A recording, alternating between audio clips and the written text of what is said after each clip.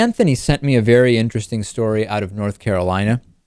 And the story is about North Carolina Governor Pat McCrory. Now, remember, he's the guy who campaigned on not doing any abortion-related stuff if he's elected governor. Then he pushed a bill to prevent the teaching of certain to legislate how abortion is discussed, or maybe it was gay marriage, I forget now, on a social issue. When he was called out on, hey, hold on a second, Governor McCrory, you campaigned on not passing any bills about that. He said, I'm not passing any bills about that issue. I'm passing education bills. That was his explanation. Now, we have a situation in North Carolina where we have to figure out what to do with some coal ash sites around North Carolina. And the Attorney General, Roy Cooper, who's expected to challenge Pat McCrory for governor in 2016, said earlier in the day that he's opposed to allowing Duke Energy to charge utility customers for the removal of its coal ash ponds. And the chief executive of Duke Energy says that, hey, we're going to foot the cleanup bill for the ash spill in the Dan River, but we're going to seek to recover those costs from consumers if we're forced to remove or relocate the coal ash from 14 sites around the state.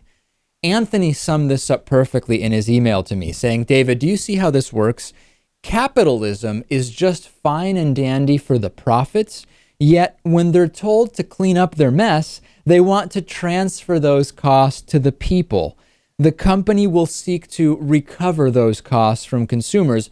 What are we saying here? They want to socialize the cleanup costs. This is yet another example of a capitalist governor in this case, who is very, very anti-communist, and a capitalist company who is against any kind of regulation, state involvement, who says, well, we have a right to all of our profits in spite of the fact that we have socialized a lot of the negative side effects of our business. But when something goes wrong, socialism, we're all in this together and we'll front the cost, but then we will recoup them from all of our consumers. It's amazing the double standard that exists in this country with this socializing of losses, but privatization of profits. Yeah, and if this happens, I don't know, from the root of this story, I mean, coal ash being strewn all over the place in North Carolina and people living downstream from it. I mean, this whole thing is just, I mean, I can't believe this is happening in our country. It's mind-blowing. At its face, it's a ridiculous, terrible situation that instead of really putting the money into the development of alternative energy, renewable energy, we're still doing all of this fossil fuel stuff. It's bad for the environment. That's layer one.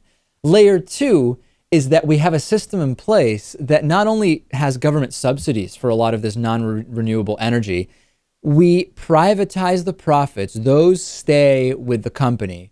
But then the losses, the mistakes, are then recouped and socialized from consumers. It's absolutely sickening.